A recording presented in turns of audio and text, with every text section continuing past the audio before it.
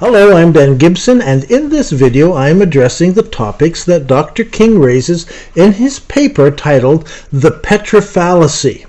In the first two videos, we covered the first 9 pages of Dr. King's paper. Next, Dr. King presents a schematic representation of what he calls the fallacy propounded by Drs. Cook and Crone. They observed that the earliest mosques in Egypt and Iraq appeared to be aligned towards a place in northwest Arabia rather than towards Mecca.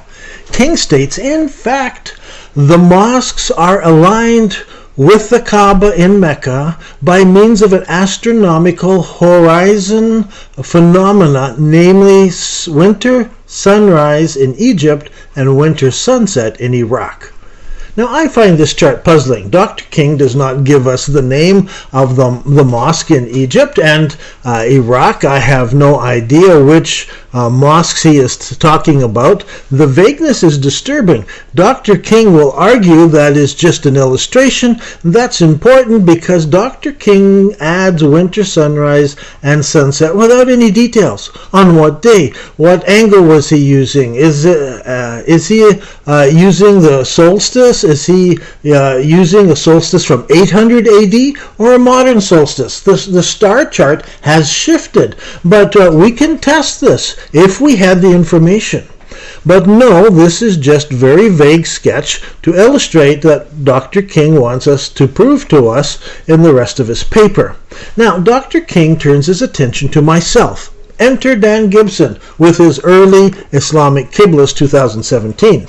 I'm quoting Dr. King. I refer to Dan Gibson, a Canadian amateur, Near East archaeologist with no formal academic training, but with Christian missionary connections, who has convinced himself and wants to convince the world that Islam started in Petra rather than in Mecca and Medina.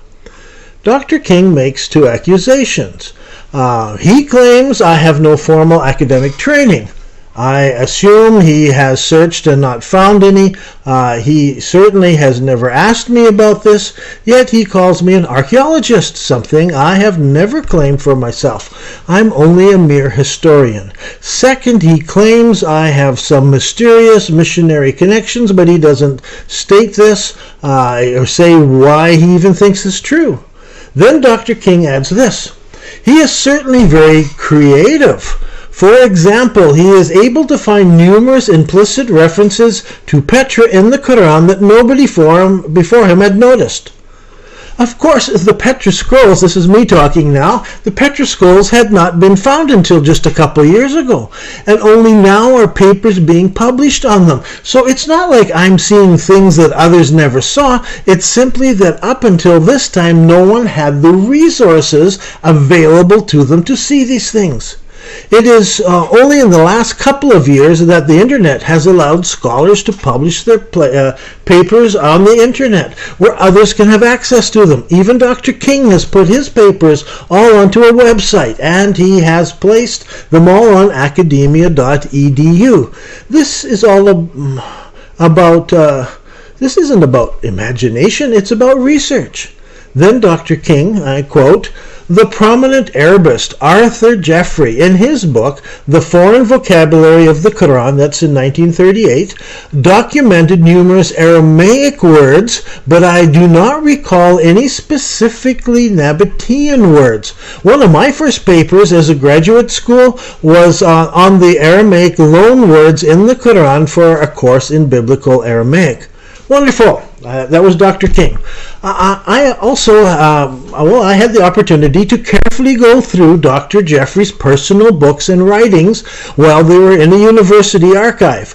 And at that time, Dr. Jeffrey had passed on, but his personal notes and writings had all been collected, were made available to academics. And so I have no control over them.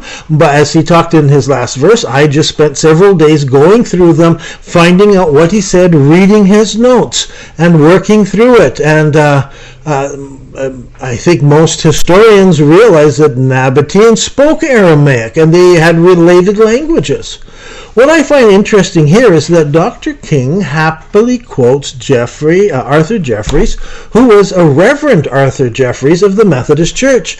He was involved in missions outreach to Muslims, and events of what were described in his collection of unpublished papers. He writes about engaging in preaching at the local church and understanding his responsibility of equipping the congregation with theological and religious matters relating to the Middle East. Jeffries, he was a well-known minister of the gospel as well as history and languages. And so he could be found in chapel at 8:30 in the morning, every morning. He left a number of pamphlets and writings behind and so forth, bulletins where he had made notes in his studies and so forth. He would recycle all sorts of paper from the university receipts to personal bills to even bulletins from the church in order to be resourceful with paper. So this is all okay for Dr. King. But if I even have the smell of a Christian missions about me, then I am ridiculed. I suspect a double standard here. King goes on, the Nabateans may have been Arabs. Now he admits that there's just a moment ago we were wondering when he said there are no Arabs in Petra, and they have left us inscriptions in Nabatean, a dialect of Aramaic, but they spoke a formal Arabic. I leave this to the specialists, he says. Can you believe it? He just said there were no Aramaic words and now Nabatean words in the Quran. Now he's saying Nabatean is related to Aramaic and so forth. You figure it out. Dr. King continues, the problem for Gibson is that by the early 7th century they had left Petra. That's a wonderful statement from Dr. King. If he could just enlighten us on where these Nabateans had left to, and where they went, and when did they leave? How does he know there were no Nabateans in Petra? If they had all left, when did the Nabateans leave, and when did Nabatean language morph into Aramaic and into Arabic? I've mulled over this. Many scholars have investigated this, but now Dr. King pronounces there are no more Nabateans, for that matter, at this time. King goes on.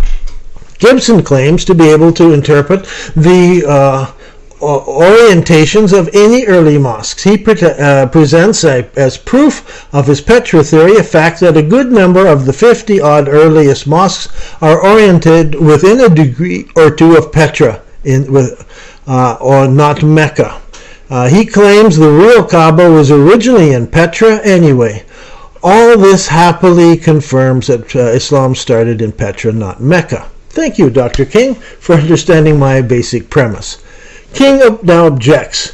This contradicts everything we know about early Islam and contemporary Petra, let alone the sacred direction or Qibla, but mainly because it is based on the most obvious false premise. Well, I agree, it is rather shocking. I didn't believe it at first, and I spent over a year just trying to disprove what I had found because I couldn't believe it was possible. Dr. King goes on, since Gibson has no idea how the first generation of Muslims might have determined the direction towards anywhere, Petra or Mecca, he compares the orientation of mosques laid out well over 1,200 to 1,400 years ago with modern direction towards Petra and Mecca.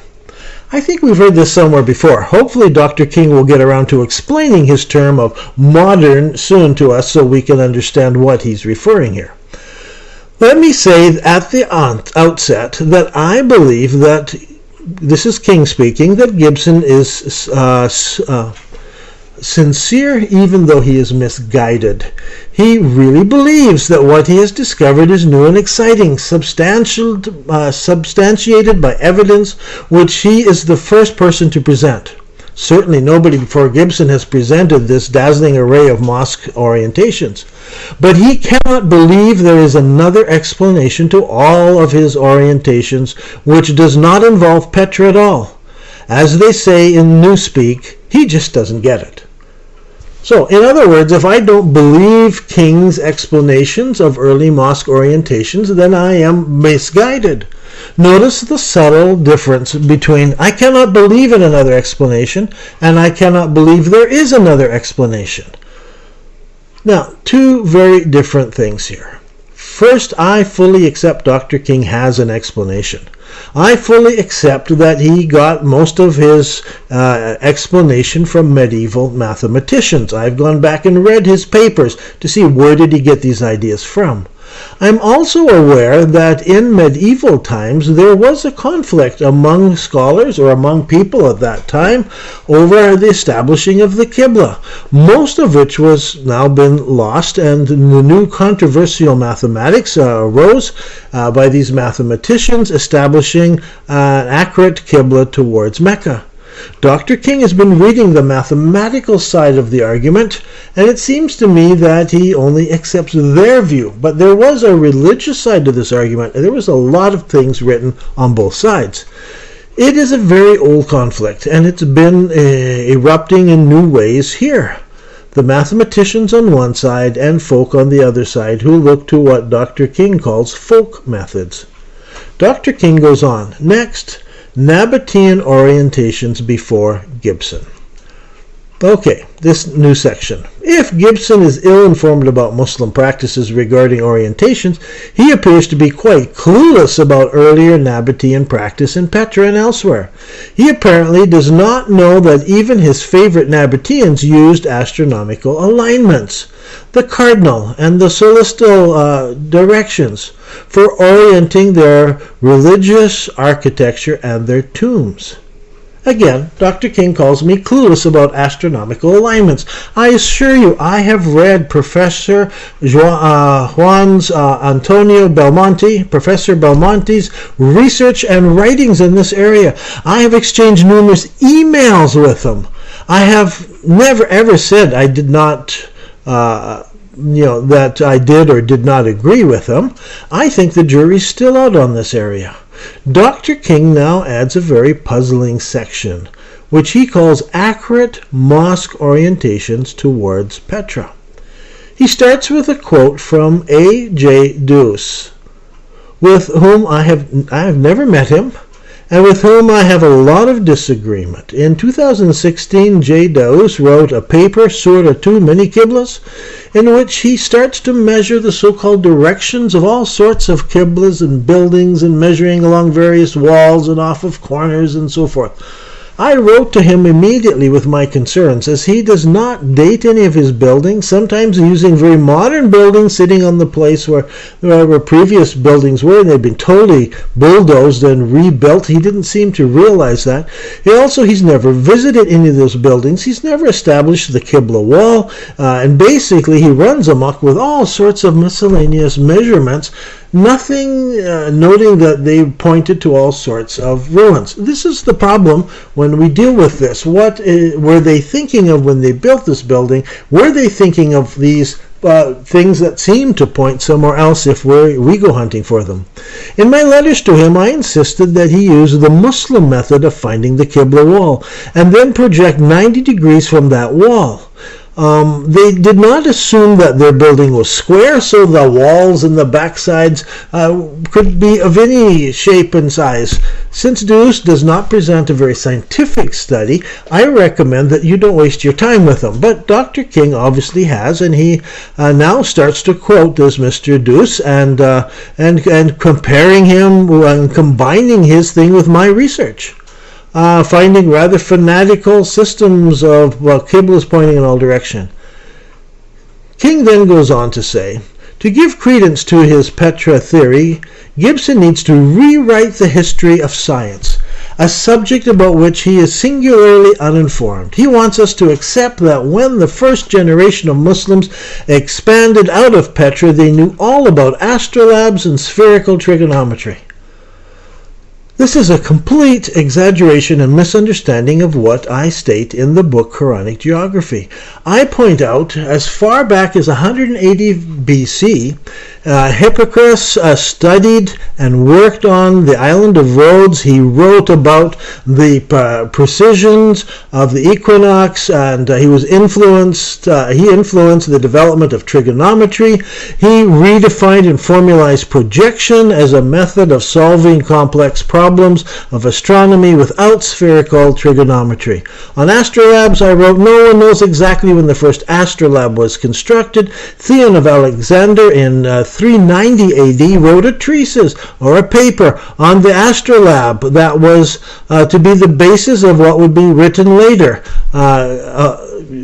And so his son-in-law apparently constructed an instrument that was arguably a form of astrolabe. I never suggested that the Arabs or people in Petra knew about trigonometry or the way to construct an astrolabe. I simply pointed out that the knowledge of these things had been around for 200 years previous to the beginning of Islam. The very fact that I even mention these early dates seems to get Dr. King in a tizzy.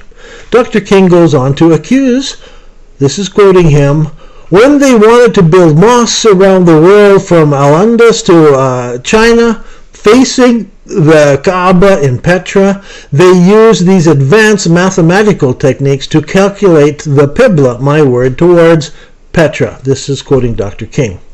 Now, I'm amazed and appalled at this statement. I have never even thought this idea, and certainly never ever stated it. In fact, I have often stated the exact opposite. It was only in working through this later that I realized that Dr. King must have put several things together to come up with this kind of conclusion. First, Dr. King believes there is no other way to calculate the Qibla direction other than the mathematics developed in the 9th and 10th centuries.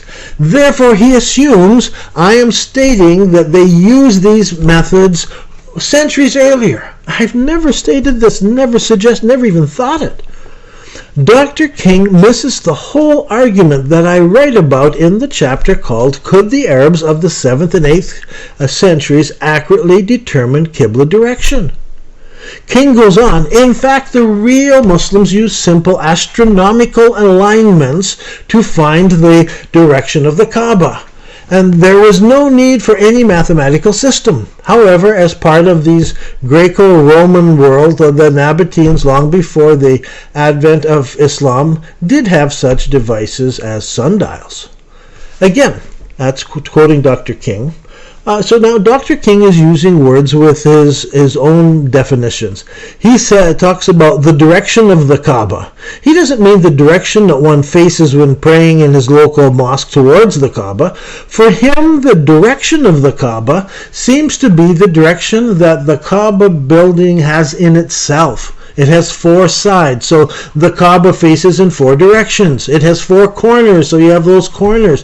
But when we get to this in a few moments, we'll dig into this more, but Dr. King wants to complain some more before he explains his theory. Back to Dr. King. Gibson's claim about Petra deliberately ignores everything that modern scholarship has uncovered about the way Muslims over the centuries have determined the sacred direction. His first book, Quranic Geography, had not a single reference to any serious book on the article on the Qibla. And that's true. That book was a survey of each of the geographical references made in the Quran. It was not a work about Qiblas. I only briefly mentioned a couple of mosques and the curiosity that so many of these Qibla walls faced northern Arabia. Dr. King is the world expert on Qiblas, so he wanted my book, I think he wants it to be a book on Qiblas, and to include references to his works. But my book wasn't about Qiblas, it was only about the geography of the Quran, and it mentioned Qiblas in passing. King goes on, his later works seem to be padded with a few references to my works, but they deliberately omit any references to 5 articles which present an overview of what was known before Gibson appeared on the scene. And then he lists the 5 articles. And yes, I guess the book was thinly padded with a few references. That is all I felt was necessary to mention and acknowledge Dr. King's studies in medieval mathematical methods of setting the Qiblas. Here is what I think happened, from my perspective. Several of Dr. King's students personally wrote to me. I will not share their names as they are fearful that Dr. King will publicly identify them and attempt to ruin their careers. So they told me that Dr. King was ranting and raving against me in his classes, claiming I quoted him and I didn't acknowledge him. I guess it was a valid argument. I quoted the Encyclopedia of Islam, version 2. And I quoted the article, but I didn't put his personal name in the credits, just the name of the encyclopedia and the article. So when my next book came out, I made sure he was personally credited, and I hoped he was pacified. I was mistaken. Next on page 12, King starts to tell us his explanation of the various Qibla directions found in the first 2 centuries of Islamic history. I will enumerate them to help make them clear. Number 1, he says, Islam started in Mecca and Medina. This cannot be challenged. Number 2, all early mosques were deliberately aligned to face the astronomically aligned Kaaba building in Mecca. By this, I assume he means, and I'm talking here now, that these mosques were deliberately aligned to match the Kaaba building in some way, some alignment or some astronomical observation one could make when standing beside the Kaaba building. Number 3, King says these orientations were achieved by the early Muslims with a considerable amount of success within the limits of their capabilities, mainly using astronomical alignments of buildings or on earlier foundations that were inevitably also astronomically aligned.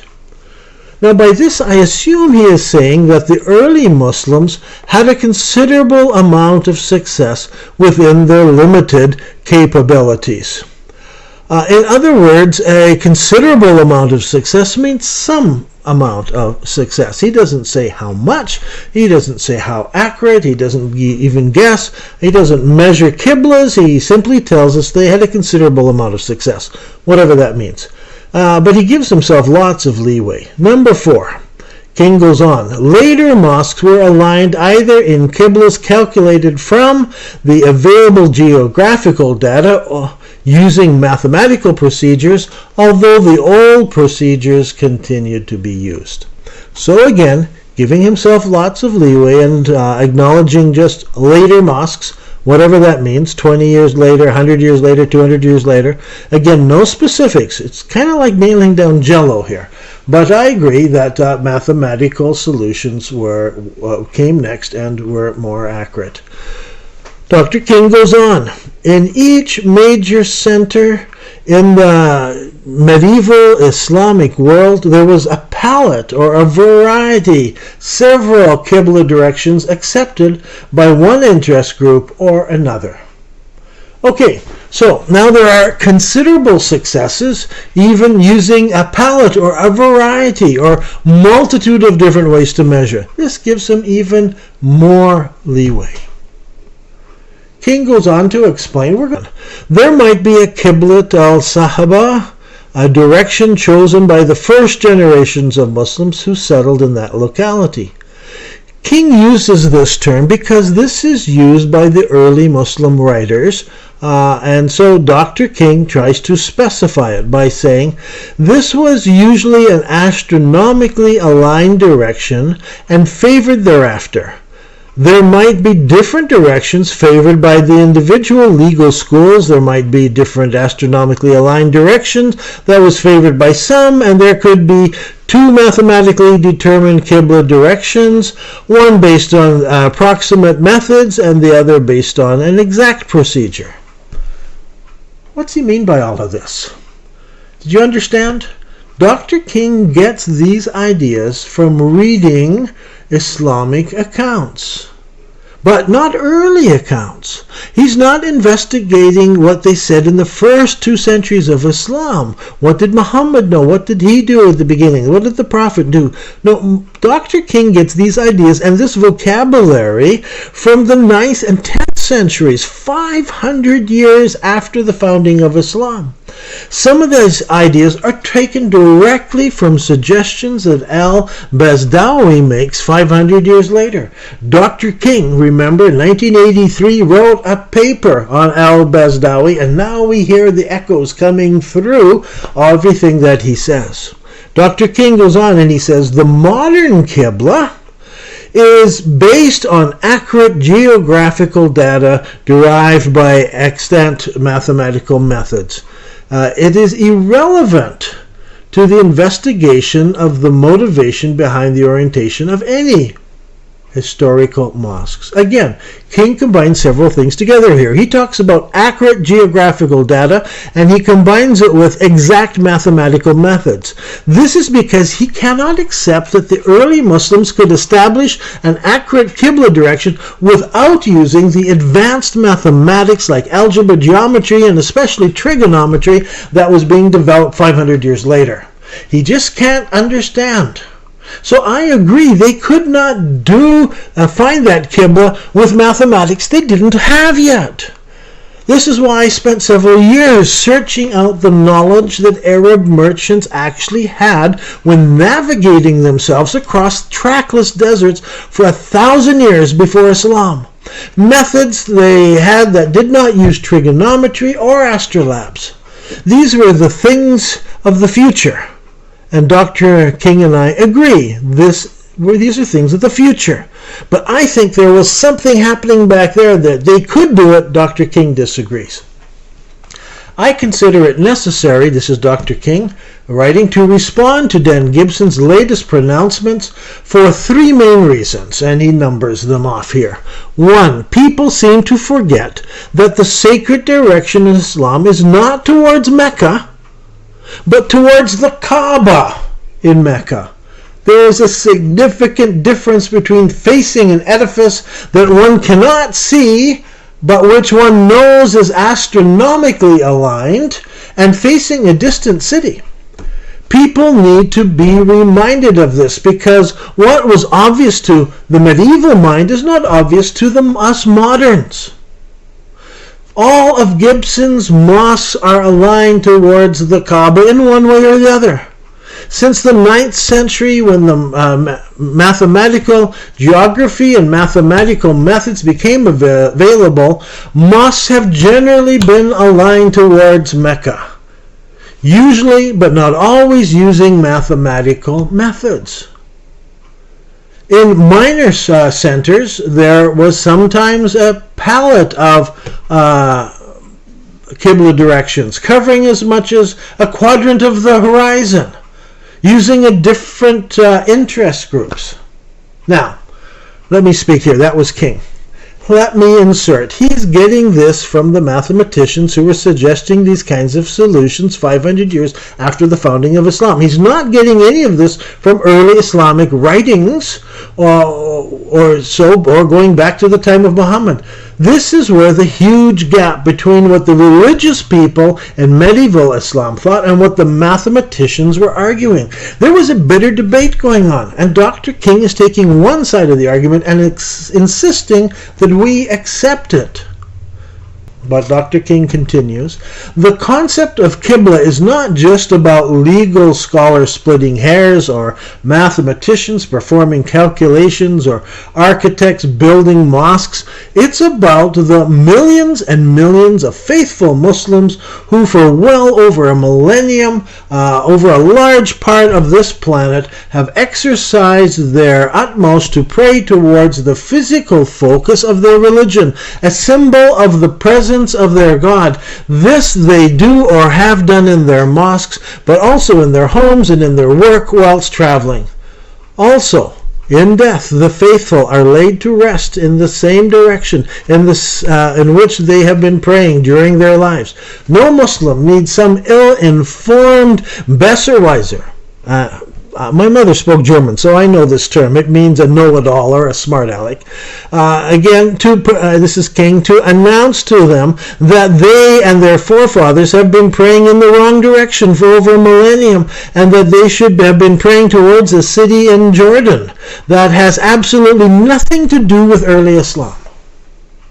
That was King. I guess his point is, if they are praying in a wrong direction, please don't tell them that, as they mean well.